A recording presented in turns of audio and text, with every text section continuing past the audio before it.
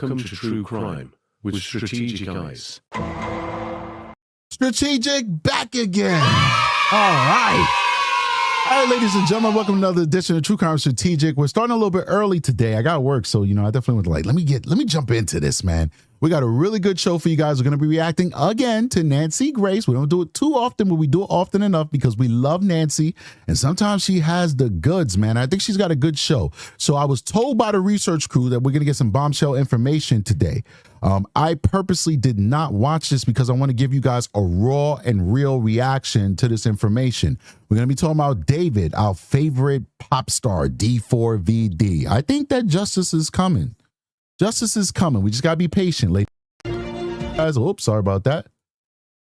Like I told you guys, this is going to be one of those slow burning cases because this guy has a lot of resources. He's got a lot of resources. So the LAPD has to definitely dot all those I's and put slashes on all those T's and make sure that they're rounding this case out so that they have very little holes that the defense can poke into, because believe me, they will. It's not just about having a good attorney. It's also about the investigators that David is going to hire to investigate, to get statements from people, the testing that he's going to get done on the evidence with his own laboratories. He has the money for it. And when you're fighting for your freedom, money, and you have means, money is of no object, okay? You will spend your entire fortune if it means freedom, because guess what? If he gets freedom, what can he do? He can rebuild his career. He can start all over again, ladies and gentlemen. So it's imperative that we be patient and we wait, because justice is coming, but it's going to come in its own time, not in the time that we want it to come. Now, I'm going to give a big shout out to everybody who's showing love. We got a lot of members in the building. We appreciate all of our members, and we welcome you to the chat, and we love you. Big shout out to everybody who's a part of the Patreon. We just finished a Patreon only live. It was real, it was raw, it was uncut, it was crazy. The usual for the Patreon. Consider becoming a Patreon member if you want to get that exclusive content that will never find its way to YouTube. Lastly, we did a giveaway. I'm pretty good with mailing out all my giveaways so far, better than I've ever been in the past. So I only have one outstanding person to mail to. I've just been so busy this week, I haven't had time to mail it. So I'm going to mail it tomorrow on my day off. So since I'm going to mail that person, I think they want it on like the 3rd. And so I'm 5 days late. I apologize. I think it's Ori or somebody. I have them in the email. Whoever won, I apologize. 5 days late, but you guys know I'm super busy, so forgive me, right? But I'm going to mail everything out tomorrow. And since I'm going to mail out that person's giveaway tomorrow, what better way to celebrate it than to give another giveaway where I can mail them both out at the same time? So we're going to be giving away another challenge coin today. Awesome challenge, or somebody else, whoever it is. I think it's Jenny. I don't know who it is, whatever. They're in the email. Bori got hers. My apologies. Bori got hers. But whoever who has the outstanding challenge coin, I know who you are. I was just going off the top of my head. I'm going to mail yours out tomorrow, which is Friday, which is my day off. But I'm also going to do another giveaway today. So guys, look out for that. And when it's time to do the giveaway, remember, the only way you get entered is by engaging in the chat, because our resident AI bot, Nightbot, aka Sassy Bot, can sense when people are talking in the chat. And that's how you get entered into the sweepstakes, okay? So look out for that. And we're also going to drop some Patreon memberships as well, some free gift memberships for the Patreon. So I hope you guys enjoy that Patreon. When you get that opportunity, I'll let you guys know. All right, so without further ado, make sure you hit that like button, support the channel, ladies and gentlemen. Let's see what breaking news Nancy Grace has to share with us. Let's do it. Indictment looms, and it is a homicide indictment. They had to find something from the body or a witness. There was some full respirators, almost like gas masks. A home incinerator. I mean, who has a home incinerator? Have you seen those things? I think we're going to see more than one person charged in this case. I believe that her death could go back as far as January. Breaking news tonight, D4VD, aka David Allen Burke, whines he has money woes. Boo-hoo! This is a grand jury. Wait, money woes? So he's having issues? Well, I mean, I can imagine, because look, the kid was staying in a house that was rented for $20,000 a month. I think a lot of that was like his stardom was shooting through the roof. And a lot of that was predicate on, I think I'm going to earn this amount of money moving forward. You know, my shows are selling out. I got 20 shows that's scheduled. All the shows that I did prior to that was sold out. I'm going to make X, Y, and Z at the end of this tour. Now, when the tour gets cut off prematurely, that money's not there. It's done, right? And then I believe we're hearing on Reddit that he may have got dropped from his record label. So that's going to be a problem too. So there's a lot going on here, but I could definitely see him having money woes. And then also remember, he's paid these attorneys, and these attorneys want the money up front. They want that nice fat retainer, which is going to be a good portion of what they expect to charge you for the case. They don't want to do all that work and then you can't pay them. These are private, high-powered attorneys. They want it right up the front, and then if there's anything else afterwards, they want you to pay what's owed. So they're going to tell you, listen, it's going to cost us around $300,000 to do this case. You got to give them that $300,000. Then they might come back and say, yeah, we need another $50,000, and then you got to give them that extra $50,000. So I can see this. Let's keep going. Homicide indictment looms. Timing. A home incinerator found still in the box at D4VD's home. Was it purchased at the time of Celeste's death? Good evening. I'm Nancy Grace. This is Crime Stories. I want to thank you for being with us. David is finally being considered as a suspect in the death teen girl Celeste found decomposing in his vehicle. Was she dismembered? Was she frozen? Was she decapitated? Should have left that little girl alone. What was going on in that household up to this homicide? In the last hours, we learned that LAPD is focusing in on the time a home incinerator was purchased. Straight out to Professor of Forensics, Jacksonville State University, author of Blood Beneath My Feet on Amazon, and star of a hit podcast, Body Bags with Joe Scott Morgan. Joe Scott, thank you for being with us tonight. Thank you. A home Bonnet gang.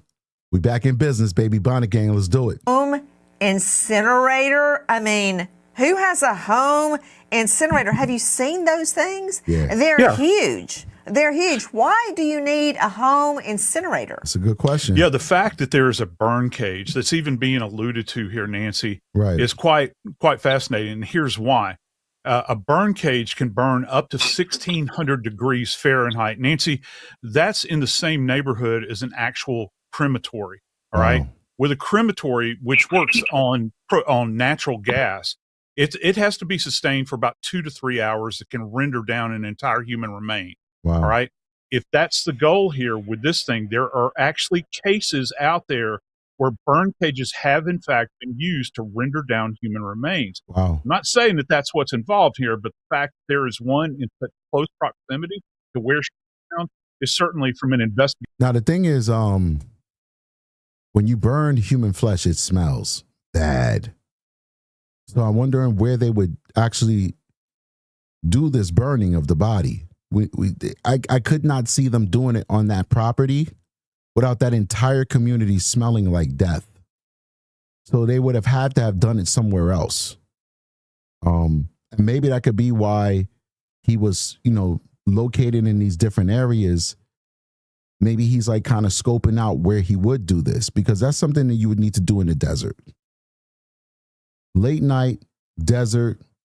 You need 2 to 3 hours to get it done right. After that, you still have remains you got to get rid of, but it's much easier to get rid of, those bone remains. Big shout out to FloJo TV with a $5 super chat. It says, keep it up, man. Appreciate you. So yeah, this is very probative. Let's keep going. Investigative standpoint, very compelling. Joining us now, the man who actually first sees the home incinerator in the mansion of David Burke, D4VD. Joining me right now is a now renowned private investigator, Steve Fisher. Steve, I know that you were hired by the owner of the D4VD mansion to find out what the hay was going on inside the mansion after Celeste's body is found. Where did you see a home incinerator? The home incinerator was actually inside the house. It wasn't even in the garage. And it was still packaged, but it's a 55-pound device, and which serves no purpose at that house. And Yeah. so immediately That house doesn't even really have a backyard. Somebody put the address to the house in the chat. Whether you put it in the chat here, I mean, listen, it's public information at this point, so it's not doxing. We don't do that in this community, but that's public information. It's out there. Somebody put it in there, or a research crew, drop the address for me. I want to Google map it, because my understanding is it doesn't really have, thank you, 1368 Haney Drive. Because I saw pictures of it, and the pictures are like, if I'm not mistaken, it's like it has like the pool and everything, but it doesn't have like a backyard per se. It doesn't have like an acre of a backyard. Like, this is all like built on top of each other mansions. Typical LA, like very little real estate. And you get a little space, a little more than average, but you don't have a lot of space. Let's keep going. I'm gonna get that address for you guys. Well, I'm gonna get that Google Maps for you. Just give me a second. Huge alarm bells with us, and especially considering found in the Tesla, and you got to wonder what the plans were ultimately to maybe get rid of her permanently. I got a question for you, Steve Fisher. You state that the home incinerator was still packaged. Did you take photos of it? Yes, absolutely. Do you know what kind of incinerator it is, the name brand? Yeah, it's made by a company called Dr. Burn, and their whole advertisement is that it burns at 1,600 degrees, and human cremations are done at 1,400 degrees. So this is meant to reduce things, including animal carcasses and whatnot. And this is something you would typically find on a farm. Well, I've got a question for you. Why are you saying it's used for animal carcasses? I'm not saying that it's not, but did you see anything on the package to inform you of that? So that's what people know. As soon as we found it on the outside, it clearly says Dr. Burn, and we went right to their website, and they're advertising, and other people's using it on YouTube. It shows that's what it's for. Now, it's not just for animal carcasses. It can incinerate literally anything, but this is something that's not even legal in the Hollywood Hills because of the fire ordinances and whatnot. And then, we also found it, with a chainsaw. And so, there's just a lot of questions, and it's a horrible look, So let me understand, Steve Fisher, hired by the owner of Burke's mansion where he was renting it, you find a home incinerator.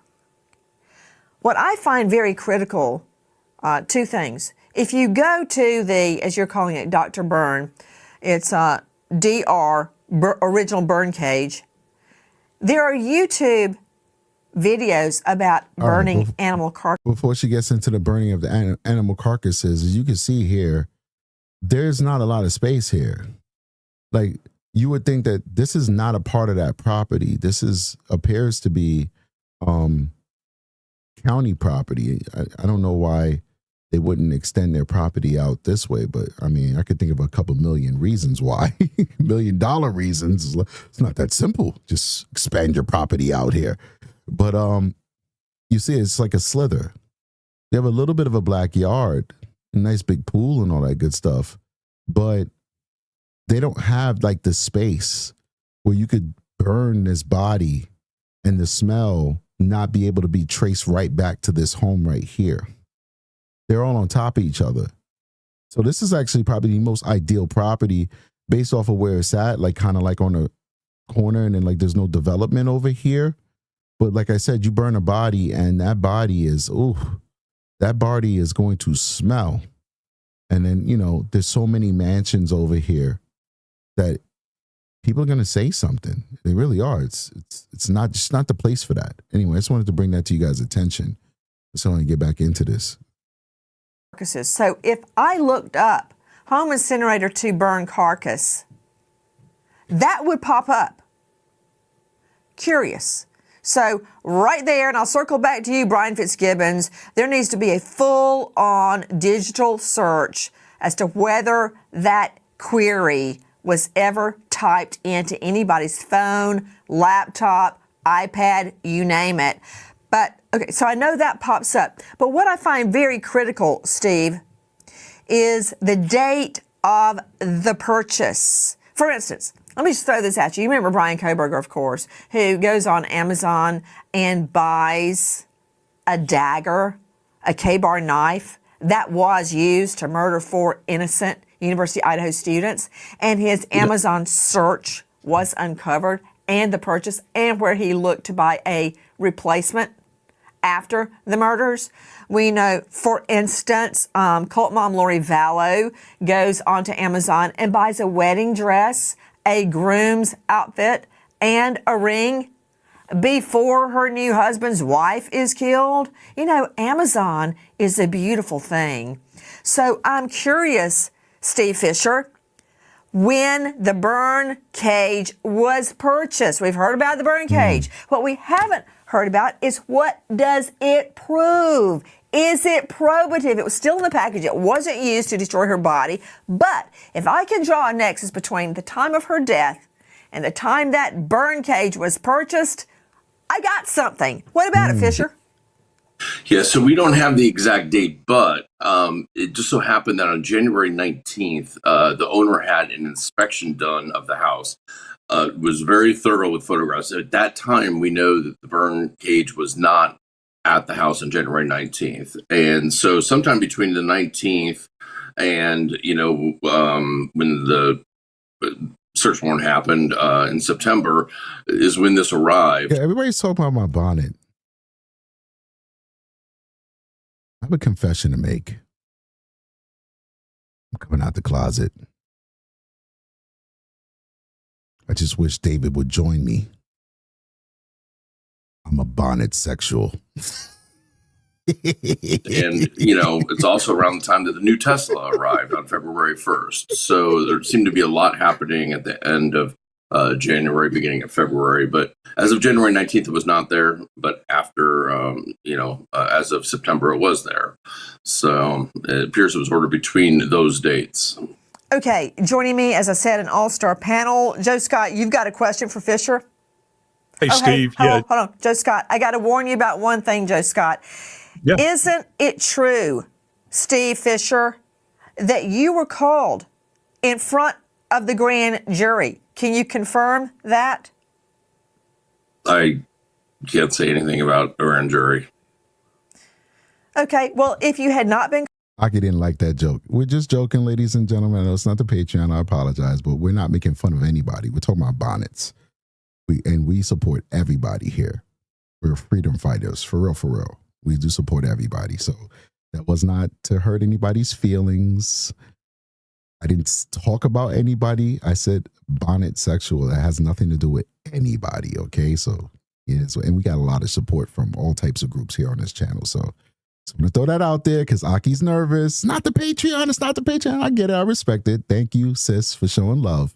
But I think the audience is mature enough to take a little joke every now and then. What do you guys think? Called, you would have said no. So I'm going to take that as a yes. I've got a funny feeling that the prosecutor is going to be extremely irritated with you because you found evidence that the LAPD had not found yet. And I'm referring specifically to the Tesla with the dead body in the trunk of a little girl, Celeste Rivas.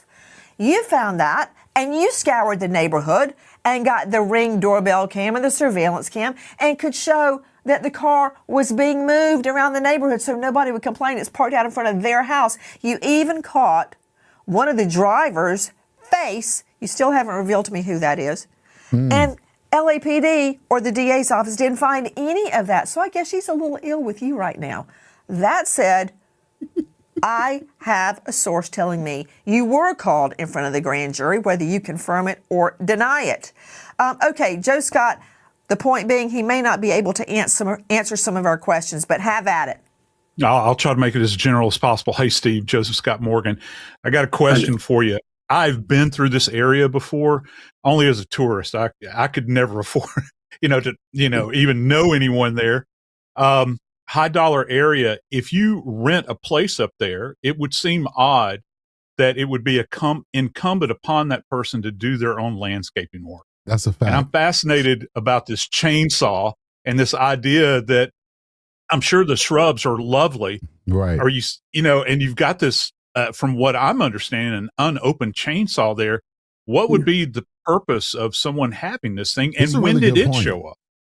That's a really good Well, point. so you nailed it exactly. So because I've heard some people say that, well, people have chainsaws that do yard work and trim trees. This was a rental that the owner was completely in charge of all the maintenance, including the pool, the tree trimming, everything. That this was plug and play. They didn't have to do any of their own yard work. So there's no reason for it to be there. And it showed up again after January 19th. It was not there because there was photo documentation of that walkthrough of the inspection, annual inspection. So it showed up after, between, the time of the search, January 19th and the time of the search warrant.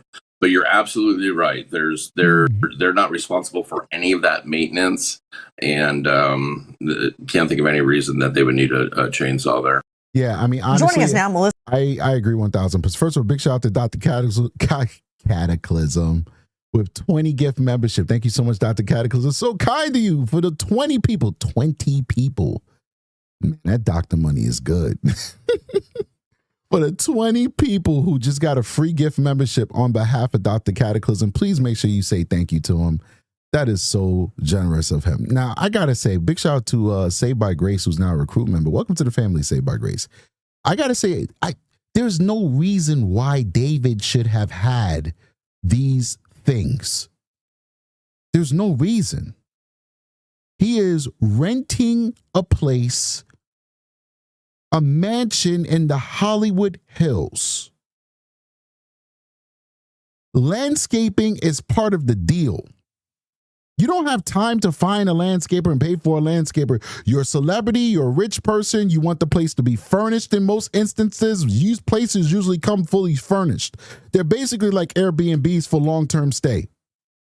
They don't have conventional leases. They don't have 1 and 2 year leases. It's usually month to month because the celebrity is in and out. It is what it is. They're making so much money off of these rentals. It doesn't matter if it's empty for 3 months. It doesn't matter. There's no reason why you would have a burn cage. I can think of a lot of reasons why you have a Ferrari in the garage as a celebrity, but there's no reason why you have a burn cage and a chainsaw and a dead girl in your frunk. Burn cage, chainsaw, dead girl in the frunk who's been in the frunk for almost 3 months. Meaning you're trying to figure out what you're trying to do with that body. Cy Adams, big shout out, $2 super chat says young and dumb. To me, bodies in the front trunk, aka the frunk, for almost 2 months because you're trying to figure out what to do with the body. Burn cage and chainsaw just might be the solution. You're putting 2 and 2 together, ladies and gentlemen. I hope you are. I sure am. Let's keep going. Melissa McCarty, investigative journalist and author of The Making of a Crime Reporter. Melissa, thank you for being with us. You have a question for Fisher? Go ahead.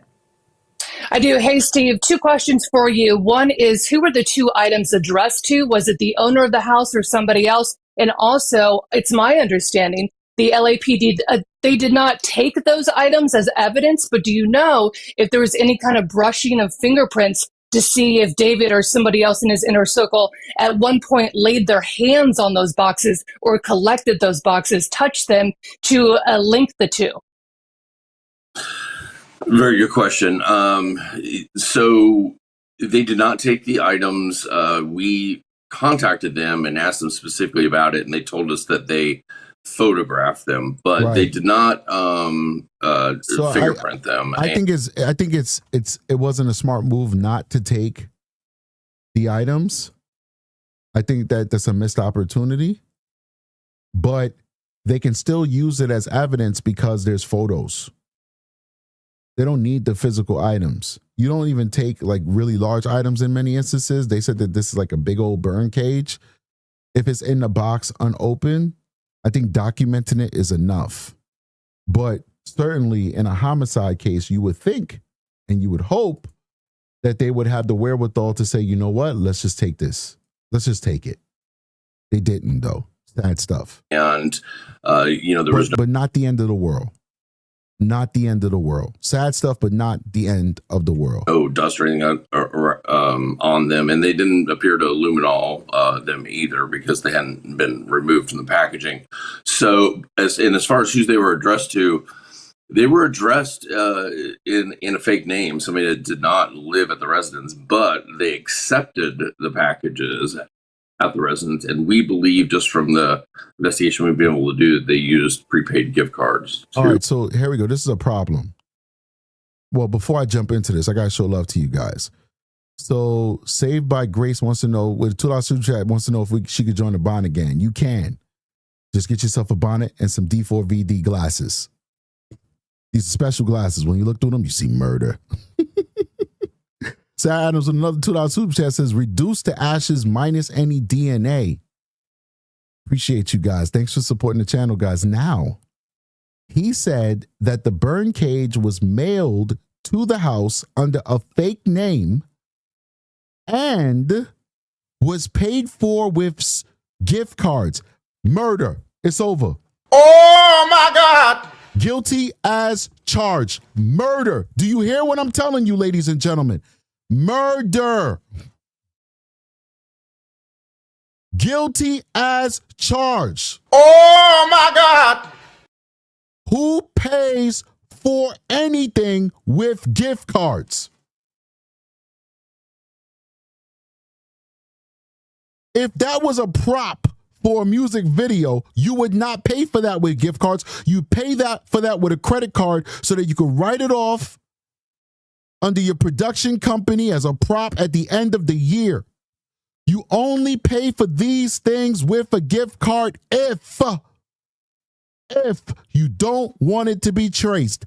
Fake name, gift cards. No trace. The only reason why they know that burn cage exists is because they found it in the house. If they would use the bird cage and just threw it in the garbage after they were done, nobody would have known that that burn cage existed. Why? Because they use a fake name and they paid for it with gift cards.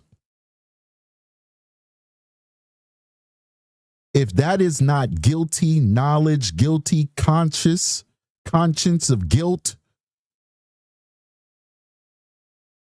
I don't know what is. I don't know what is. Does that make sense? In my eyes, this is kind of, right now we got a coffin and we're putting nails in it. This is sealing the deal for me.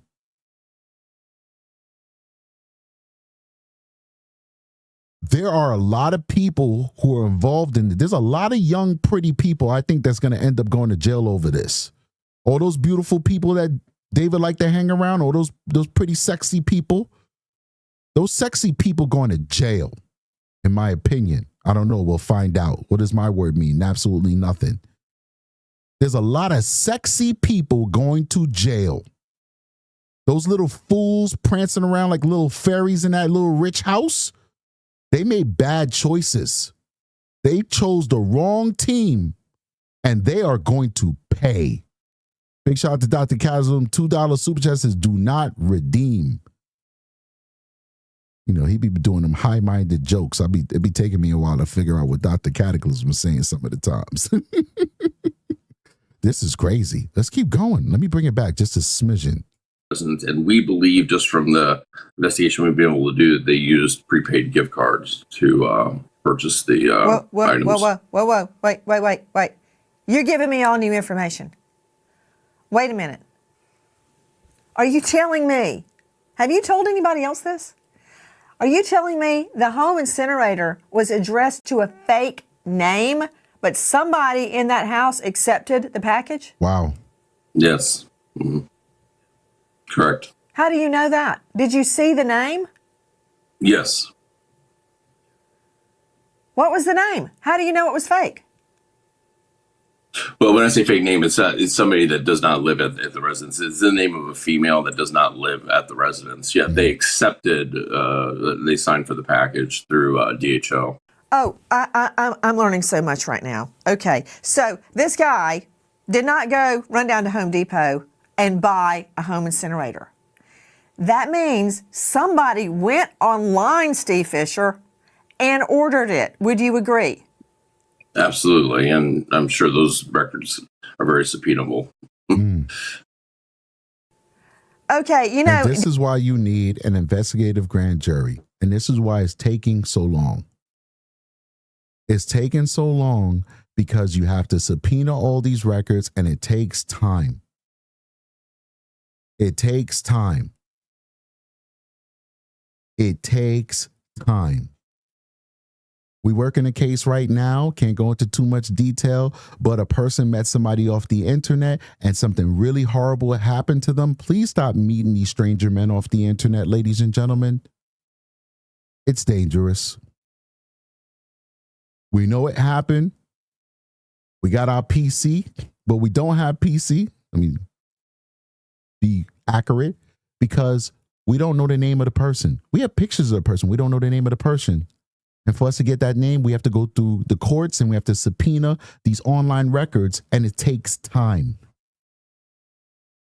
It takes time. We're waiting for those records to come back so we can positively identify the person who did the horrible act and send their ass to jail. This is why we're waiting. This is why these characters are still free, running around the internet, prancing around like little gazelle on the African plain, thinking everything is sweet. There's something out there stalking them. And it's a lion. And it's a lion of justice. And they think it's sweet right now while they walking around prancing on the plains, posting on their Instagrams and all that shit. Till that justice comes for their neck. It takes time, ladies and gentlemen. This case is very complicated, and it's going to require a lot of subpoenas, a lot of court action on the back end before we get these people in handcuffs. But I think I'm agreeing with the rumors that's out there that it was more than one person who participated in this crime.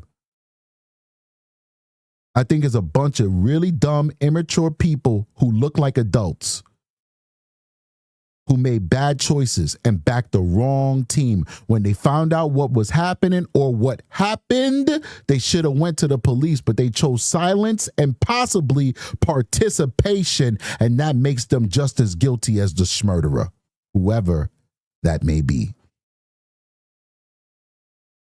Let's keep going. Ooh, this case is getting crazy. Danny Rubin joining me right now, veteran criminal defense attorney, founder of the Rubin Law Firm. Danny, thank you for being with us tonight. I was ill. I was getting a chest pain that was radiating up into my teeth when I was hearing Steve Fisher talking about, nope, they did not seize the home incinerator. They did not seize the chainsaw. They did not fingerprint them. They did not luminol them. I mean, that's bad police work right there, that they just took pictures of them. Because, juries, they want to look at it. They want to touch it, hold it, feel it, smell it, the whole shebang. But then I was heartened when I heard him say, it was sent to a fake name to somebody that doesn't live there, to this address, and it was accepted by someone in that home, which tells me there is a digital trail, Danny Rubin. It proves a lot. All right, before this person responds, I want to give a big shout out to Saved by Grace with another $2 super chat, and Bernice King with a $5 super chat. Thank you, Bernice. Bernice supports the channel quite often. We appreciate her. She says, I bought my chef a name bonnet for B-Day. She wears hers cooking, and I see lots of boys with hair with bonnets. Yeah, bonnets, yeah. Of course, Bernice, I wear this bonnet just to crack jokes. I would never wear a bonnet in the real world. But yeah, man, if that's what they needed, that was a really nice gift to get them, Bernice. Thank you for supporting the channel. Let's keep going. Wow, let's keep going. I mean, what it can prove is the account that ordered it. It doesn't necessarily prove who ordered it. I mean, when I look at a case like this, I look at who's got the most to lose here. David had to know that if he is the one that would be culpable for this, he'd be the first one to be looked at. My question is, who's the second or who's the third? Right. That's the person I'd want to investigate as his defense attorney. You would want to investigate them to what? Just let's pretend for a moment that you're David Anthony Burke's lawyer. You want to look at everybody around him. So let's just be real here. So you can pull a SOD. Some other dude did it defense. So you're looking around at everybody else. Is that what you're saying? Just be straight. Well, my question is, what if someone else actually did do it? I mean, there's 2 minutes. I hear this. I hear you. And his job is to be the contrarian because he's the defense attorney. He's doing his job. This is a question I have. First of all, hit the like button. We have over 400, almost 450 people watching this live stream, 200 likes. Do me a favor, hit the like button. We want to get into that. We want to get into the algorithm so the show could be shown to a wider audience. We need that, okay? This is for the research crew or whoever has knowledge of the case. We know, I think it was like the end of June or July that Celeste was put into the car. I don't have time to go back and look at the exact date. So you guys help me out. What I want to know is, when was the last time when was the last time the car was parked that we at least could say, because I think the car was other places, but we can quantify and we can say when the car, Obsidian, I can always rely on her, love her. Not like that, she's married, but anyway. July 29th is the last time we could say that the car did not move, right? Now, here's my other question. When was the last time, or when did David leave for his tour? When was he no longer in the LA area? That's the question I have. Now, I know that David bought another Tesla and actually had an identical Tesla. So the last time that he was in that community was also July 29th. So he parked the car and then that was it. And I think the car, yeah. How can anybody say that David, who's the owner of this car, would not know that Celeste is in the trunk? I think at the very least, David had to know, in my opinion. At the very least, we don't know who killed Celeste or how she died. We don't know. We don't know. But I think it's going to be a really hard sell to try and make us believe, in the absence of how Celeste died, that David did not know that she was in the frunk. How could you not know she's in the front? And how did she get in the frunk? It's either David put her in the frunk or somebody else in his circle put her in the frunk, because whoever put her in the frunk of the car had to have access to the keys. Or a multitude of people assisted in getting her into that front trunk. This is insane. Let's keep going, man. Managers are around him all the time. They're the ones that are economically invested. Robert Morgenroth was actually, as far as I've read, called to testify at the grand jury, and he was recorded saying, "Why didn't I call the police?" Yes, the manager.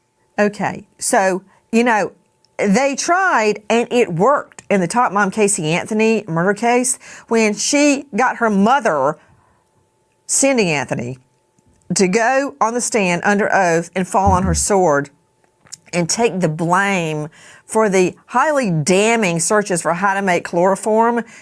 This is the most diabolical case that ever existed. And I feel, and you look at, she looks like a vampire, bro. She looks like a vampire. You could just see evil in her eyes. Big shout out to whoever gave us coffee. Thank you so much. That's a coffee sound. When you hear that sound, that means somebody donated coffee to the channel. We appreciate you. Like, people just get enamored with a decent looking face. She's not an ugly woman, especially when she dolls herself up. She's pretty. We got to be honest. But this is her in her raw form because they don't let you get makeup in jail. She's got evil eyes. And in this case, this is a case where parents chose their daughter over their granddaughter. These parents allowed this woman to demonize good people. Demonize good people in order to save her own skin. And in the process of them allowing her to call them abusive, sex abusers, the whole nine, she said her daddy was a rapist, all kinds of stuff. In the process of doing that for her to stay free, they allowed their granddaughter to go without justice. I don't know if I would do that. I don't think I would choose my child over my grandchild. This was a very sad case. And of course, ultimately, the saddest thing of it all is that she got away. She killed, in my opinion, just my opinion means nothing. She killed the daughter. She got rid of her daughter. And then she got away with it. Let's keep going, man. She said that she wrote chlorophyll, not chloroform, and that the computer spell checked her because she wanted to get rid of bamboo in the backyard. It made no sense at all. That said, it worked in that case, so I can't poo-poo it that quickly. Brian Fitzgibbons is joining us now. Director of Operations, USPA Nationwide Security. Brian, you also, in your search for people... All right, guys. It's good that I gave you a 41-minute show. I definitely wanted to react to this whole thing, give you guys like a 2-hour show, but my daughter just called me, and she's fine, but she's having a bit of an emergency at school, and I have to go take care of it, okay? So I got to go. Daddy duties are calling.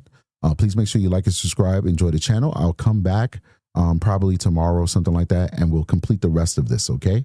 We'll see you guys on the next one. Like and subscribe, join the channel. Let me get that outro queued up. Strategic is out of here. Peace.